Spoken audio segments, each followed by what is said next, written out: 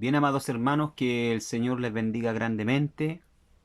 Damos gracias a nuestro Padre por poder estar nuevamente junto a ustedes a través de los videos, poder compartir entonces el curso teológico ETESPE, curso medio en teología. Y damos gracias al Señor porque ya terminemos nuestra primera materia, que fue arqueología bíblica. Quiero felicitar a todos los alumnos que hicieron la prueba, que estudiaron. Y ahora vamos a entrar entonces a otra materia que es historia de la iglesia. A través de esta materia vamos a recorrer los 6 periodos en los cuales vivió la iglesia en el pasado, hace más de 2000 años, y vamos a ver y aprender cómo vivían los cristianos en el pasado, cómo es que se inició la iglesia, cómo se desarrolló, cómo se desenvolvió el canon del Nuevo Testamento, cómo vivían los primeros padres de la iglesia, los cristianos, los apóstoles, etcétera. ¿Ya? Hasta nuestro día entonces. Entonces, antes de comenzar la clase, le insto a que veas los videos, porque las pruebas de esta materia principalmente se van a basar exclusivamente en los videos y no en el material. Así que todas las preguntas de la prueba van a salir de los videos. Así que le insto a que vean los videos para que después no tengan entonces dificultad para responder la prueba. Bien, comenzamos entonces con Historia de la Iglesia, con nuestro material en la mano, página número 2 ya de nuestro material. Y iniciamos entonces con esta materia, Historia de la Iglesia. Definición. Historia eclesiástica es el estudio de la historia de la Iglesia cristiana, desde el final del Nuevo Testamento hasta el principio del movimiento evangélico. Se pone énfasis en el sacrificio de los mártires, las controversias doctrinales, el desarrollo del catolicismo, los precursores de la Reforma, Martín Lutero, y la Reforma protestante. Entonces, la historia, ¿verdad?, de la iglesia es el estudio de la historia de la iglesia cristiana desde el final del Nuevo Testamento hasta el principio del movimiento evangélico. Entonces eso viene siendo, ¿verdad?, historia eclesiástica. Así se conoce en la teología este estudio, ya como historia eclesiástica o historia de la iglesia, que se preocupa, ¿verdad?, de poder ver la historia desde el final del Nuevo Testamento hasta el principio del movimiento evangélico. ¿Ya? Introducción. Pasado el asombro que la resurrección de Cristo había producido en el ánimo de los primeros discípulos, estos se pusieron de nuevo a pensar en la marcha que seguiría el reino de Dios en el mundo, siempre abrigando la idea de que Cristo iba a librar a Israel del poder de sus dominadores. Le dirigieron esta pregunta: Señor, ¿restaurarás el reino de Israel en este tiempo? Hechos capítulo 1, versículo número 6. Entonces, una vez que, ¿verdad?, pasó el asombro de la resurrección de Cristo, Cristo, ¿verdad?, después de su muerte durante 40 días se le apareció, ¿verdad?, a los discípulos. Los primeros discípulos, ¿verdad?, se pusieron de nuevo a pensar en la marcha que seguiría entonces el reino de Dios. ¿Qué pasaría, ¿verdad?, con la iglesia en el mundo? Siempre, ¿verdad?, ellos abrigaron la idea de que Cristo iba a librar a Israel del poder de sus dominadores. Recordemos que en aquella época, en la época de Jesús, Israel estaba bajo el yugo del imperio romano. Y la esperanza judía siempre, ¿verdad?, ha sido ya en que Dios establezca acá en la tierra un reino donde Él sea el rey y donde Israel sea el centro, ¿verdad?, de las naciones. Esperanza que en los días de Cristo todavía tenían, y mucho antes de eso ellos abrigaban. ¿Por qué? Porque hay una promesa del Señor, que en los días postreros Dios, ¿verdad?, reinaría sobre la tierra e Israel sería el centro del mundo, ¿ya? Y ellos esperan hasta el día de hoy entonces que el reino de Dios sea establecido acá en la tierra y que, como dije anteriormente, Israel sea cabeza de las naciones. Es por esta razón, ¿verdad?, que antes de Jesús ascender, allá en Hechos capítulo 1, verso 6, ellos le preguntan al Señor: Señor, ¿restaurarás el reino en este tiempo? ¿Ah? Ellos esperaban, ¿verdad?, que después de la resurrección de Cristo, Cristo estableciese el reino donde Israel fuese, ¿verdad?, la cabeza de las naciones, ¿ya? Entonces vemos, ¿verdad?, en esta, ¿verdad?, pregunta, que, como alguien ha dicho, revela más bien el patriotismo y particularismo judaico de los discípulos, que con un conocimiento de la universalidad y espiritualidad de la obra del Evangelio, ¿ya? O sea, siempre los judíos, ¿verdad?, han sido bien nacionalistas en ese sentido y exclusivistas, ¿ya? Ellos creen que Dios solamente, y creían en ese momento, ¿verdad?, y hasta el día de hoy lo creen, que Dios solamente tiene obra ya con Israel, y sabemos que no es así, ya sabemos que Jesús iba mucho más allá, que Dios iba mucho más allá, ya Dios no solamente tenía una obra con Israel, ya con la nación de Israel, sino con todas las naciones, ya.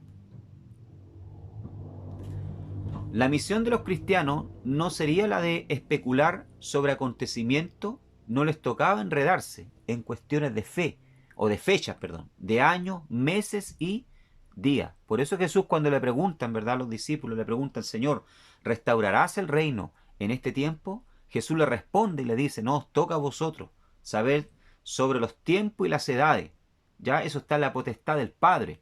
Ya, o sea, Jesús no quería que ellos especulasen sobre tiempo y fecha. ¿Por qué? Porque esos acontecimientos, ¿verdad?, están en la mente y en el corazón de Dios. No les tocaba a ellos, ¿verdad?, enredarse en cuestiones de fecha, de años, meses y días. Y esto nos deja, hermano, una lección muy importante, porque a veces vemos, ¿verdad?, pseudos apóstoles, ya, y profetas que se hacen llamar, que dan fecha, ya, y de meses y de días y de años, hablando acerca de la venida de Jesucristo. Y nosotros no tenemos esa potestad, ¿verdad?, de fecha, año, cuando Él vuelva a establecer su reino, está en el corazón del Padre. Por lo tanto, Jesús les insta a los discípulos que no se enreden en especulaciones. La misión de ellos, ¿verdad?, que se les encomendaba era la de ser testigos, ¿ya? Por eso Jesús les dice: no os toca a vosotros saber los tiempos y las edades que el Padre tiene reservado en su corazón, en su mente, ¿verdad? Mas recibiréis poder, dice, cuando haya venido sobre vosotros el Espíritu Santo, y me seréis testigos en Jerusalén, en Samaria y hasta los confines de la tierra. Ya, entonces, vemos acá, ¿verdad?, que el propósito principal de Jesús, ¿verdad?, para con sus discípulos es que ellos entendiesen que el propósito de Dios para con ellos es que ellos fuesen, ¿verdad?, testigos de Dios, y que no estuviesen preocupados cuando Dios iba a establecer el reino acá en la tierra. Tenían que ser testigos de lo que Cristo había sido en el mundo, dice. Testigos de su vida santa y de su pureza perfecta. Testigos de las señales, dice, prodigios y maravillas que había obrado. Y sobre todo, testigos de su gloriosa resurrección de entre los muertos. Este testimonio lo darían no solo en el suelo natal, dice, franqueando los límites de Judea y de Samaria. Tenían que ir a todos los pueblos del mundo y hasta lo último de la tierra para predicar el evangelio a toda tribu y en toda lengua. Interesante, hermano, ¿verdad? Esa palabra que Jesús usa, la palabra testigo, en griego significa mártir, ¿ya? O sea, no está solamente relacionado con el hecho de predicar. Ser un testigo, ¿verdad?, no solamente dar testimonio, ¿ya?, predicar, sino está asociado también esta palabra, ¿verdad?, con el hecho de testificar, no simplemente con palabras, sino con nuestra vida, con nuestro vivir y aún con el sacrificio de nuestras vidas. O sea, un testigo, hermano, es un mártir, ¿ya? Es una persona que va más allá de las palabras, que va más allá, ¿verdad?, del buen comportamiento. Es una persona que está incluso dispuesta a morir, ¿verdad?, por su fe, por lo que cree, ¿ya? Por eso Jesús le dice: y vosotros me seréis testigos, o sea, llegaréis al punto de ser mártires, de morir, ¿verdad?, por esta fe, por este evangelio. Amén. Entonces vemos acá, ¿verdad?, que la palabra testigo en griego significa mártir. No está solamente relacionado con el hecho de predicar, sino con el hecho de testificar. No simplemente con palabras, sino con nuestra vida, con nuestro vivir y aún con el sacrificio de nuestras vidas. Y vemos que en el pasado los cristianos, ¿verdad?, eran verdaderos testigos, porque ellos no solamente, ¿verdad?, predicaban con su vivir, ya con su buen vivir, con su buen testimonio, no solamente predicaban con palabras, sino que también llegaban al punto muchas veces de aún dar su propia vida en el circo romano, ¿ya? Muy bien.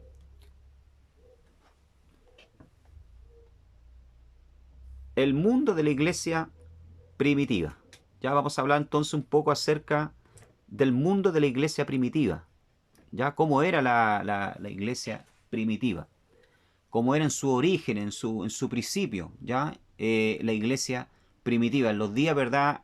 De los apóstoles, en el siglo primero, ¿ya? Porque sabemos que la historia está dividida por Cristo, ¿ah? La historia está dividida por Cristo, antes de Cristo y después de Cristo. A partir de la muerte de Cristo comienza la historia nuevamente. Entonces, aquí estamos en el siglo primero.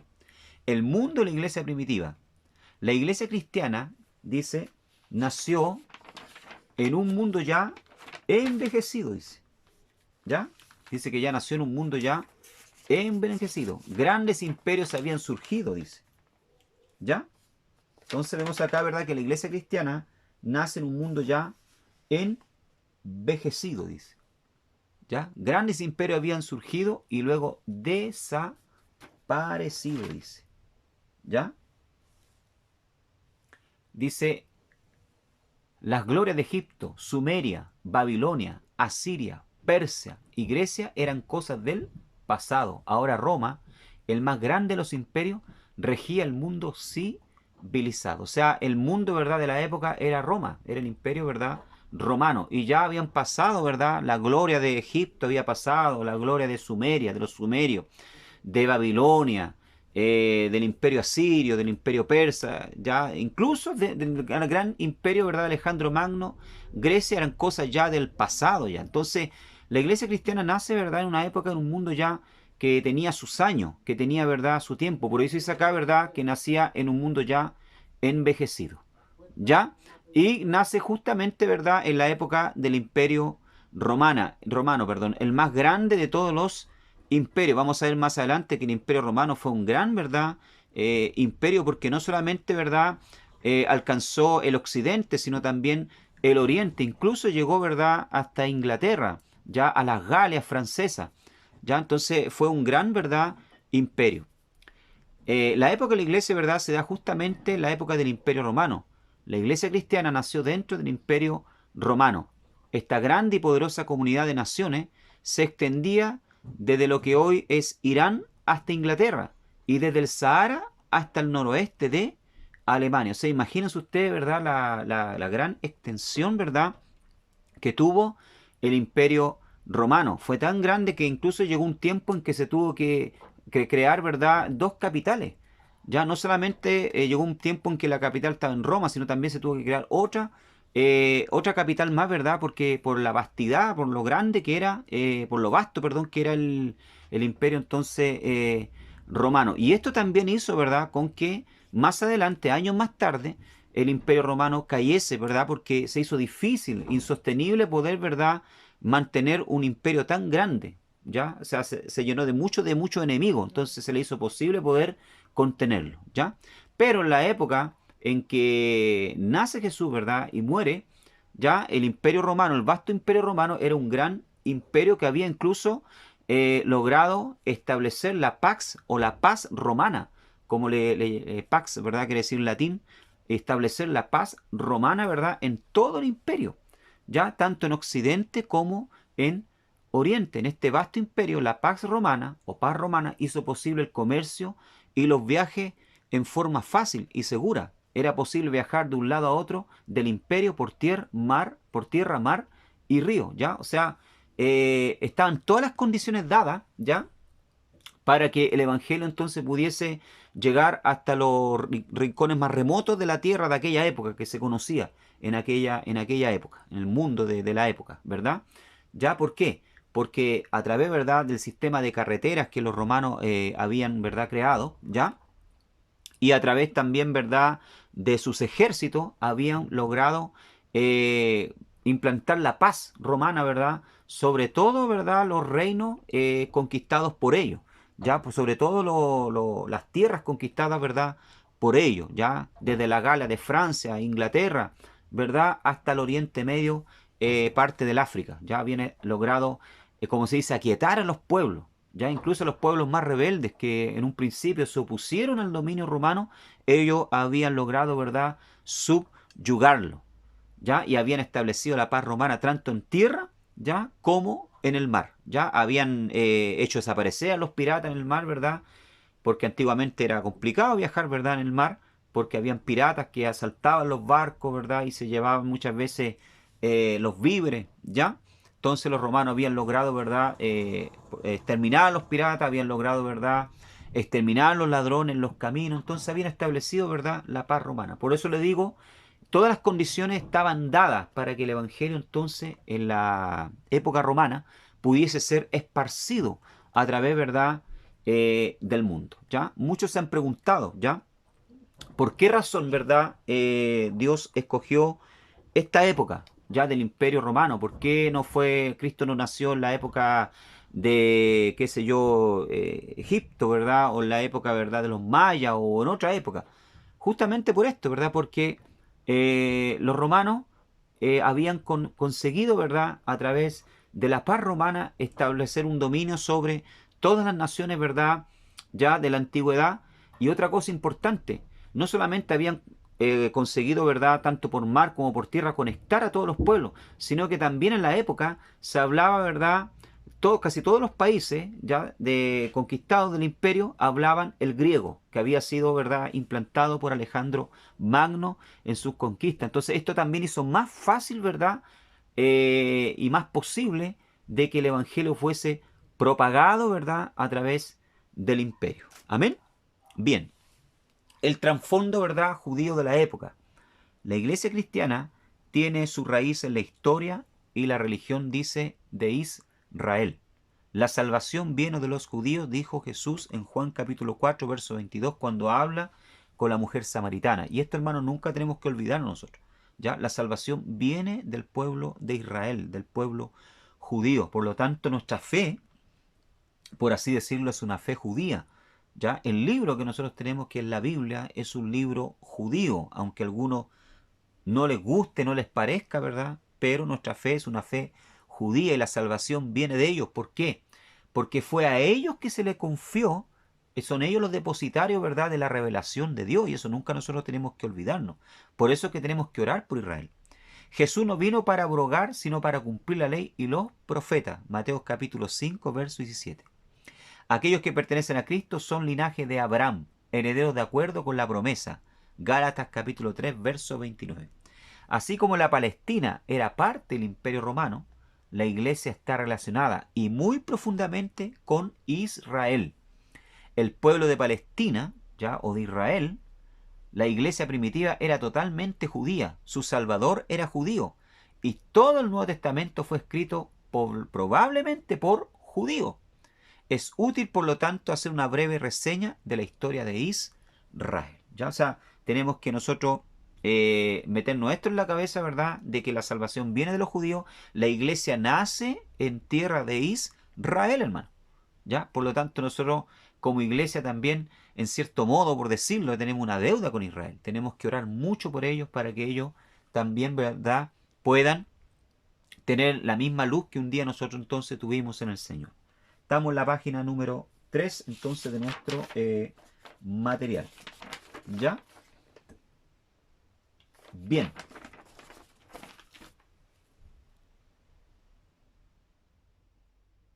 Aquí nosotros entonces vemos un mapa en su lado izquierdo, ¿verdad? Entonces vemos aquí todo el dominio, ¿verdad?, que tenía Roma, el imperio romano, tanto en Europa, en el occidente, como acá en el oriente, ¿ya? Conquistando, ¿verdad?, parte de las Galias francesas, ¿ya? Llegando hasta España, incluso, ¿verdad?, hasta la isla de Inglaterra, ¿ya?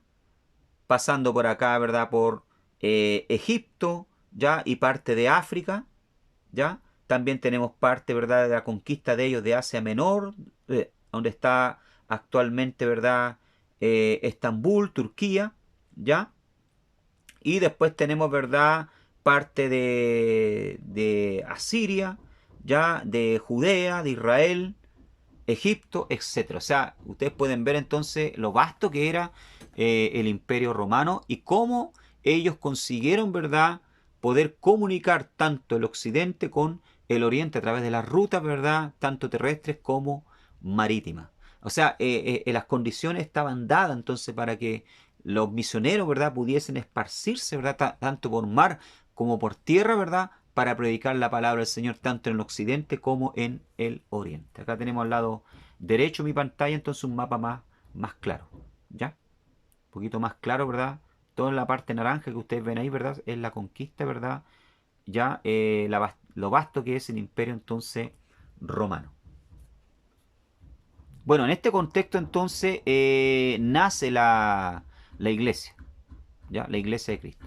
Bien, ahora vamos a la página número 4 ya entonces. Dice la historia de la iglesia, estudio. La historia de la iglesia cristiana se divide en 6 periodos. Ojo con esto, importante. La historia de la iglesia se divide en 6 periodos. Ojo con esto aquí porque puede entrar en la prueba, ¿ya? Primero, tenemos el periodo de la iglesia apostólica. Tenemos, número 2, la iglesia perseguida. Número 3, la iglesia imperial, dice. Cuarto, la iglesia medieval. Quinto, la iglesia reformada. Y sexto, la iglesia moderna. Entonces, cuando usted le pregunta en verdad en cuántos periodos se divide la historia de la iglesia, usted dice en 6 periodos. En este estudio dice, veremos los 6 periodos de la historia de la iglesia cristiana. Cada uno de ellos son la terminación de una época y el inicio de otra. O sea, esto es importante que ustedes lo tengan claro. Por eso nosotros hoy día comenzamos con el periodo apostólico. Pero cuando termina el periodo apostólico ya comenzamos con otro periodo, ¿verdad? Que es el periodo de la iglesia perseguida. Donde se da el punto de partida es en el Monte de los Olivos. Ahí parte todo. Cerca del muro oriental de Jerusalén. Allí, después de resucitar, dio los últimos mandamientos Jesús y ascendió al trono celestial. ¿Ya? Eso lo encontramos en Hechos, ¿ya? Hechos capítulo 1, verso 2 al 9. ¿Ya? Dice la palabra del Señor en Hechos capítulo 1, verso 2 al 9. ¿Ya? Hasta el día en que fue recibido arriba, después de haber dado mandamientos por el Espíritu Santo a los apóstoles que había escogido. Y habiendo dicho estas cosas, viéndolos ellos, fue alzado y le recibió una nube que lo ocultó de sus ojos. Vemos acá entonces, ¿verdad? Que primero ya el Señor les dio mandamiento, instrucciones, ¿verdad? A los apóstoles. Y una vez que hizo esto, ¿verdad? Dice que ascendió, fue alzado y ellos le vieron con sus ojos. Bendito sea el nombre del Señor. Amén. Y aquí cuando Él es alzado, ¿verdad? Dice el verso 10, y estando ellos con los ojos puestos en el cielo, entre tanto que Él se iba, he aquí se pusieron junto a ellos 2 varones con vestiduras blancas, los cuales también les dijeron, varones Galileos, ¿por qué estáis mirando al cielo? Este mismo Jesús que ha sido tomado de vosotros al cielo, así vendrá como le habéis visto ir al cielo. Verso 12 dice, entonces volvieron a Jerusalén desde el monte que se llama del Olivar, el cual está cerca de Jerusalén, camino de un día de reposo. ¿Ya? O sea, Jesús, ¿verdad? Ascendió desde el monte de los Olivos. Y en el mismo lugar donde él ascendió, partió, hermano, va a volver un día. ¿Ya? Esto es importante que nosotros lo sepamos.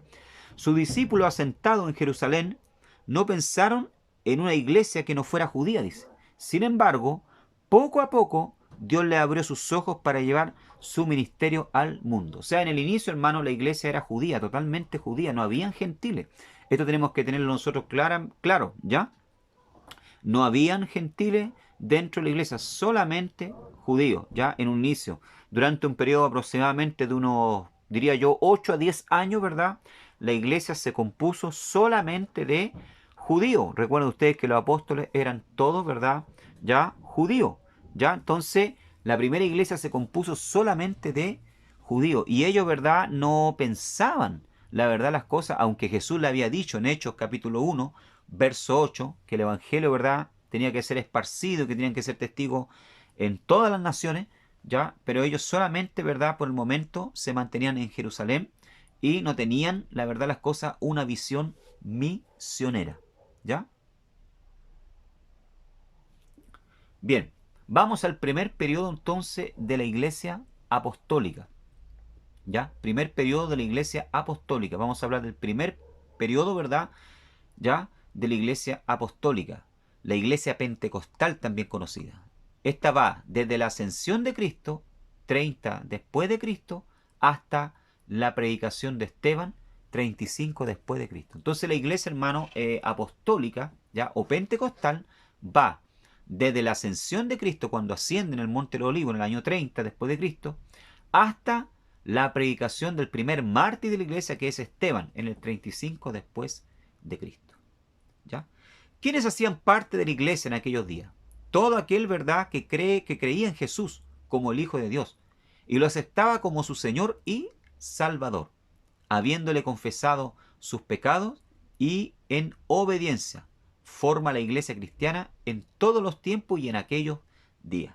Ya, o sea, todos aquellos, ¿verdad?, que confesaban a Jesús y creían ya en Jesús como su Salvador, como el Mesías, entonces hacían parte de la iglesia y hacen parte, ¿verdad?, de la iglesia hasta nuestros días. Ya así lo dice la palabra del Señor en 1 de Juan, ¿verdad?, capítulo número 5, versículo 1, ¿verdad? Todo aquel que cree que Jesús es el Cristo es nacido de Dios, y todo aquel que ama al que engendró, ama también al que ha sido engendrado por él. Entonces, todo aquel que cree en Jesús, que es el Cristo, es nacido de Dios, o sea, es hijo de Dios y hace parte de la iglesia. Bueno, en aquellos días era lo mismo, ¿verdad? Todo aquel que creía en Jesús y le aceptaba como su Salvador, habiendo confesado sus pecados en obediencia, formaba parte de la iglesia cristiana. ¿Ya? E igual que no ha cambiado nada, hermano, de aquellos días. Con el día de Pentecostés, dice, se da inicio a un movimiento, ¿ya?, 50 días después de la resurrección de Cristo y 10 días después de su ascensión al trono. Ya, o sea, en el día de Pentecostés, ¿verdad?, se da inicio a un movimiento 50 días después de la resurrección de Cristo y 10 días después, ¿verdad?, de su ascensión al trono. El día de Pentecostés, sus discípulos oraban, 120 dice, cuando el Espíritu Santo vino sobre ellos, y en su experiencia vieron descender lenguas de fuego de lo alto y reposaron sobre sus cabezas. ¿Ya? O sea, la iglesia, entonces, hermano, aprendemos acá, nace ¿cuándo? Ya, nace en el día de Pentecostés, 50 días después de la resurrección, donde se celebraba, ¿verdad?, la fiesta de las cosechas. ¿Ya? La fiesta de las cosechas. Y paradójicamente, ¿verdad?, fue la primera cosecha de la iglesia, porque 5.000 almas se convirtieron después de la predicación de Pedro. ¿Se acuerdan ustedes? Ahí en el libro de Hechos, capítulo 2. ¿Ya? Entonces, en el día de Pentecostés, hermano, en el año 30 después de Cristo, ¿ya?, nace la iglesia. Ojo con esto, la iglesia nace en el día de Pentecostés, en el año 30 después de Cristo, ya en Jerusalén y no en Roma, como dice la iglesia, ¿verdad?, católica. La iglesia católica dice que la iglesia nació en Roma. Eso es mentira. La iglesia cristiana nació en Jerusalén en el día de Pentecostés, cuando vino el Espíritu Santo sobre los 120 que oraban en el aposento alto. Bien, como dice acá, ¿verdad?, la iglesia nace en el año 30 después de Cristo en el Pentecostés, no en Roma. Y dice que todos fueron llenos del Espíritu Santo. Los que estaban ahí, ¿verdad?, los 120 que estaban orando, buscando al Señor. ¿Ya?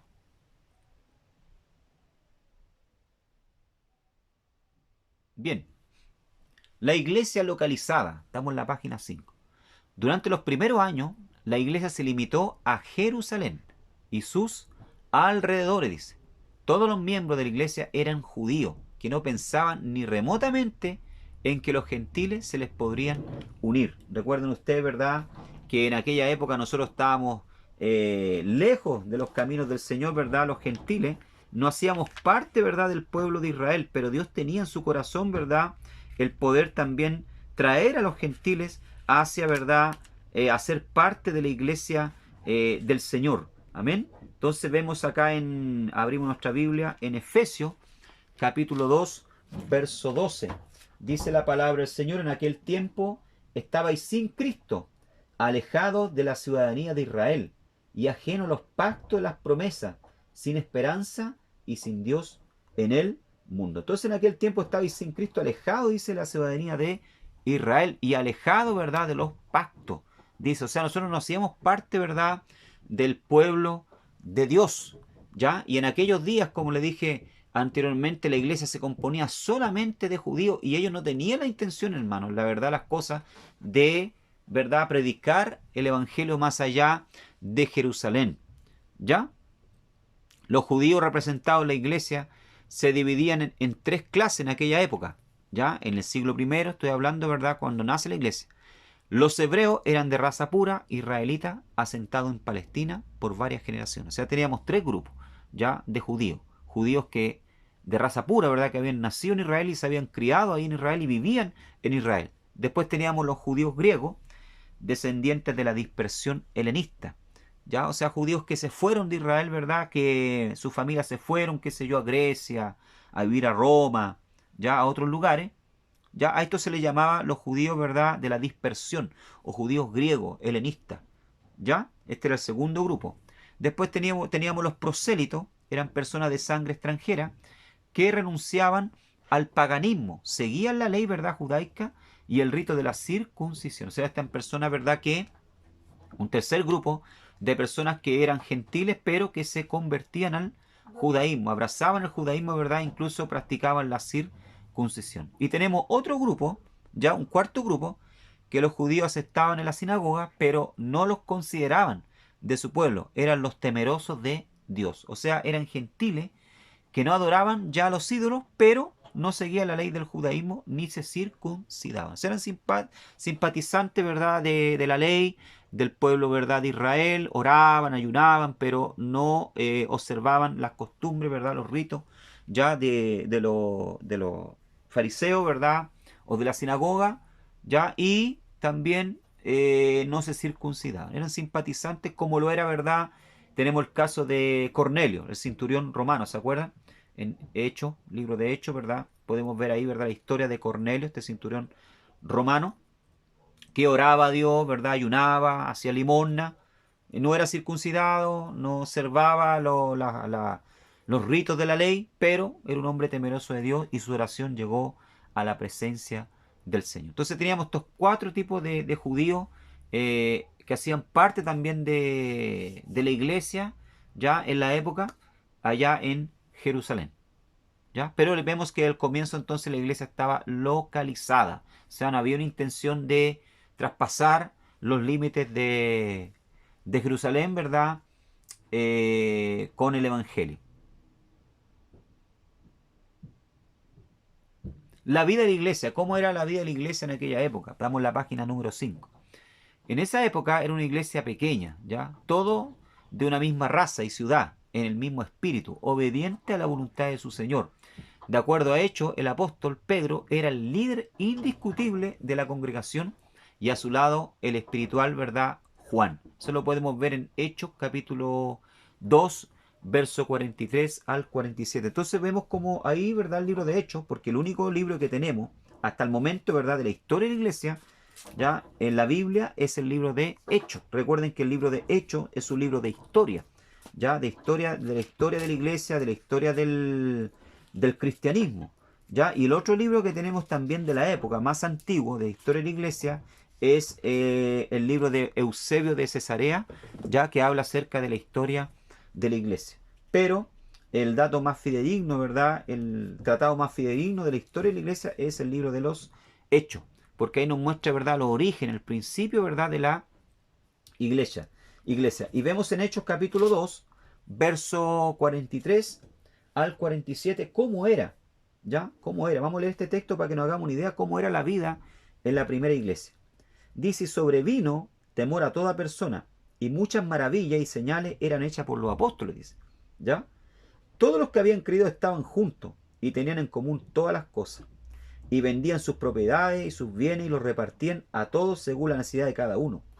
Y perseverando unánime cada día en el templo, y partiendo el pan en las casas, comían juntos con alegría y sencillez de corazón, alabando a Dios y teniendo favor con todo el pueblo. Y el Señor añadía cada día a la iglesia los que habían de ser salvos. Entonces aquí vemos, ¿verdad?, cómo era la vida de la primera iglesia.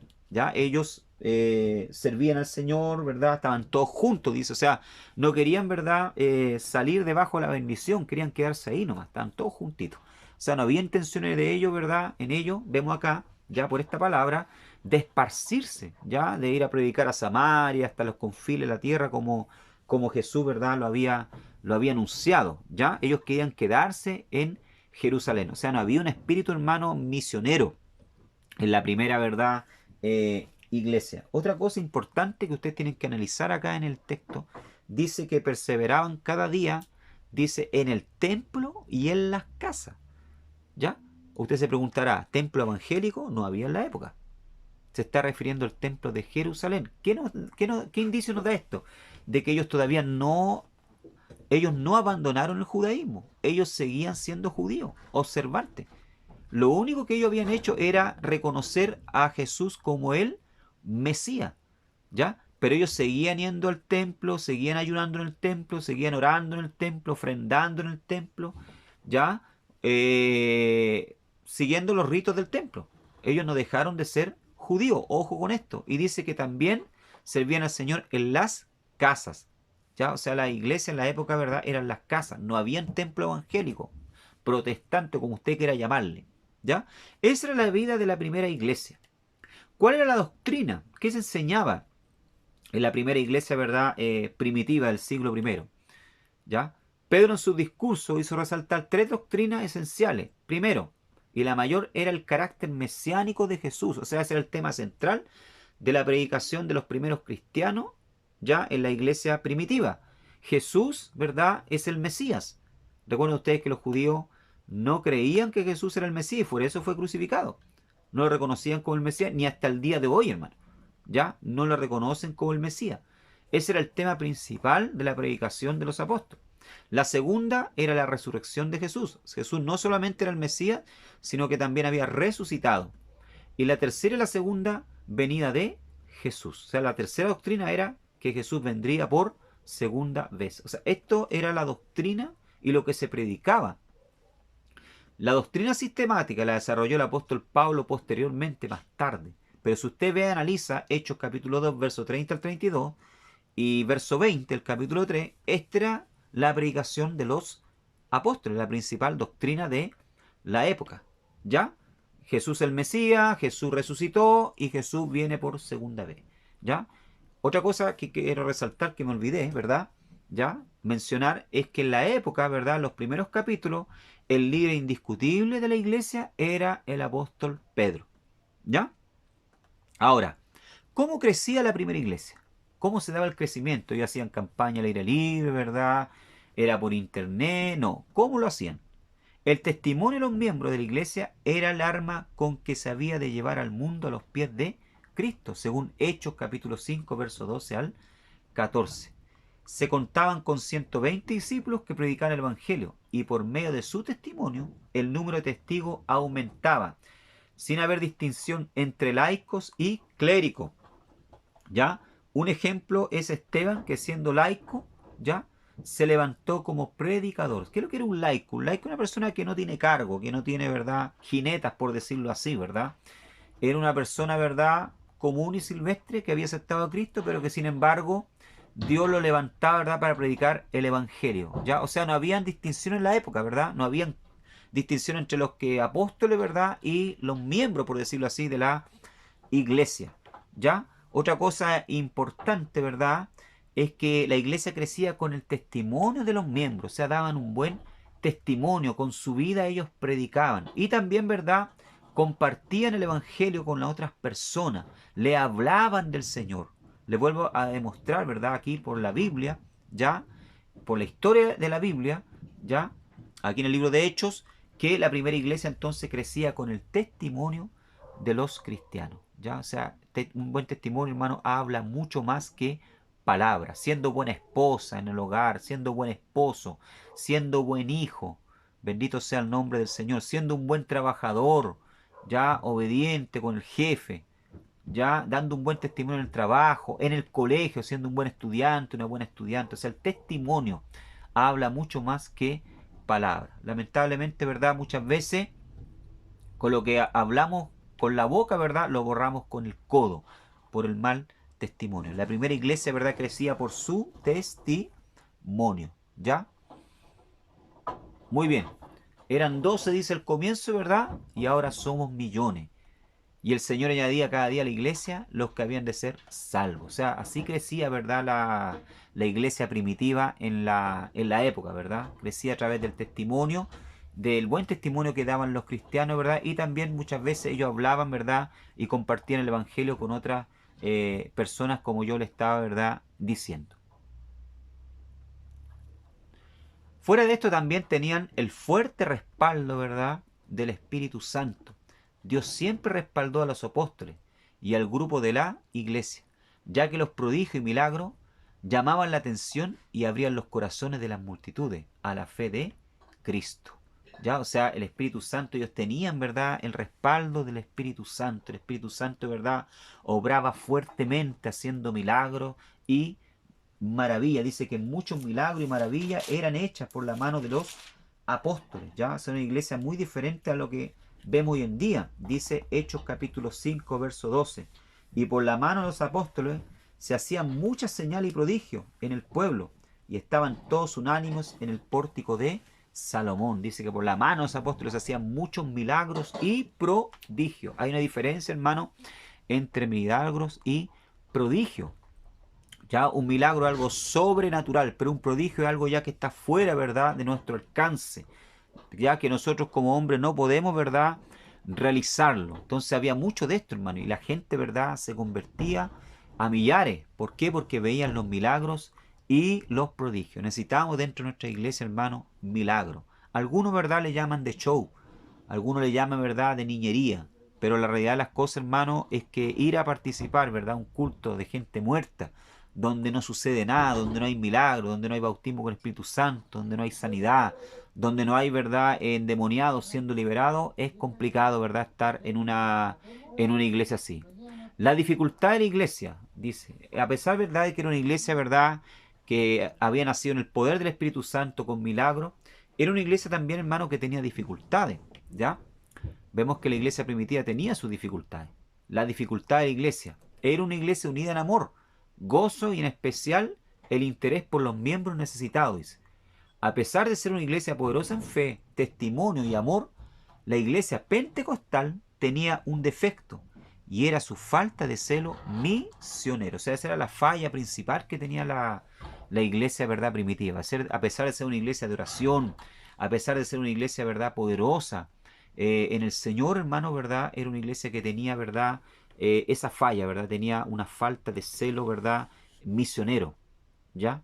Tenía una falta de celo misionero, ¿verdad? Ellos no estaban interesados, como les dije anteriormente, en llevar, ¿verdad?, el evangelio más allá, ¿verdad?, de las fronteras. Por lo que Dios permitió la persecución que la hizo salir a otros pueblos y llevar la palabra. Además, debemos recordar que era, ¿verdad?, administrada por hombres y sus miembros también lo eran. Por esta razón, vemos algunas dificultades en Hechos capítulo 5, verso 1, ¿verdad? Y en Hechos capítulo 6, versículo también número 1, ¿verdad? Vemos también la dificultad que hubo, ¿verdad?, acá en Hechos 5, 6, cuando los discípulos, ¿verdad?, dice que llevaban la herencia, la heredad, de verdad, a los pies de los apóstoles, y Ananías y Zafira, este matrimonio, quisieron engañar, ¿verdad?, a los apóstoles. Entonces vemos que había dificultades dentro de la iglesia. En Hechos capítulo 6 también, ¿verdad?, versículo número 1, cuando hubo la murmuración, ¿verdad?, dice la palabra del Señor, en aquellos días, como creciera el número de los discípulos, hubo murmuración. ¿Ya? ¿Le llama la atención esta palabra? Murmuración. ¿Ya? O sea, pelambre, hermano.